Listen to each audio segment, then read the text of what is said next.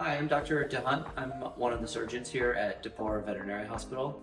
I wanted to talk a little bit about cat spay and neuter surgeries today.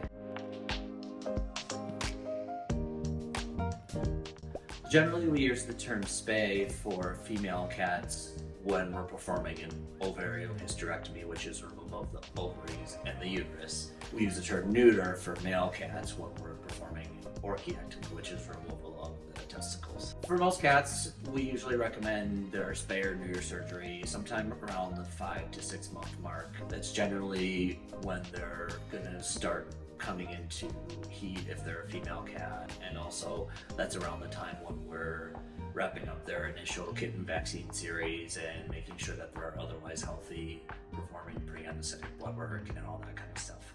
So for cats, they are what's called induced ovulators, which means they will generally go into heat repeatedly, potentially even every few weeks or so, and they will only actually ovulate if they mate. And so the main benefit of spaying a female cat is to prevent this behavior of going into heat pretty frequently and to prevent, breeding, which can lead to unwanted kittens. Benefits for neutering a male cat are similar to a female cat, the biggest one being that it obviously helps to prevent breeding that is not wanted and litters of kittens that are not wanted. For female cats, the spay surgery also helps to prevent future health issues such as mammary cancer or infections of the uterus called pyometras. Cats that are not spayed or that are spayed later in life are at a significantly higher risk of developing mammary cancer, and so that is why we generally recommend doing spay surgeries when they're young, around 6 months or so. On the male side of things, they also can be more prone to certain types of reproductive cancers, mainly testicular cancer, if they are not neutered versus if they are. The main risks associated with spaying or neutering are just the small risk of any surgical or anesthesia complications from the procedure. In young, healthy cats, these risks are generally really low, and they would include any problems under anesthesia, which we can prevent the vast majority of those with careful monitoring and personalized drug protocols that we always use for our anesthesia patients.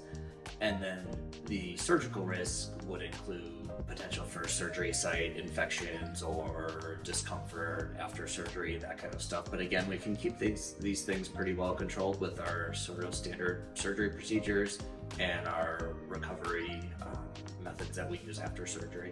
For a female cat, after a spay, the recovery is about 10 to 14 days, and we generally want them to have pretty restricted activity during that time, and also we will need to use a e-collar or a comb to make sure that they're not able to access their incision and try to lick or chew at it. Generally, cats recover really pretty well. We send them home with pain medication after the surgery to make sure their pain is controlled, and they usually bounce back pretty quickly.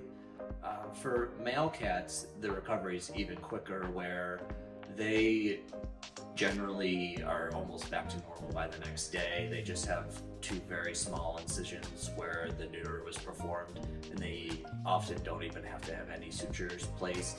And so those procedures, usually within a day or 2, they're back to their normal selves. So the day of surgery, we would ask you to drop off your pet between 7:30 and 8, and we want them to be fasted that day, so they would have no food after midnight, but water is okay. And then we would perform the surgery during the day. We usually have our surgery patients stay for most of the day to recover and make sure that they're comfortable, typically going home between about 3 and 5 o'clock in the afternoon. And the doctor will always call you after the surgery procedure is done and the patient is awake, just to let you know that the surgery went well and that they're awake and everything's good, and to finalize a pickup time. There's really not very much care that is required at home of the actual surgery site. Mainly what we want you to do is just monitor the site to watch for any redness or discharge or swelling, signs of potential infection. There is not anything topically that has to be put on the site. There's not any bandaging involved. Other than monitoring, there really isn't anything else you need to do. We don't really see change in their personality per se. It may affect their behavior a little bit, mainly in the way that they don't have the same hormonal stimulation, so they don't have the same sort of behaviors associated with going into heat or male cats that are seeking to mate. But as far as their actual overall personality with their owners, we don't really see much of a change in that. If you notice any complications, we always want you to let us know right away. We don't generally recheck our spay and neuter surgeries on a regular basis, but we're always happy to take a look either in person or look at pictures via email or even talk on the phone if you have any concerns at all. If there are any potential concerns, we will definitely address those, but for the most part the recovery is usually pretty smooth and there is not really a need afterwards to do much as far as rechecking. Thanks for listening. If you have any questions about cat spay or neutering, feel free to give us a call.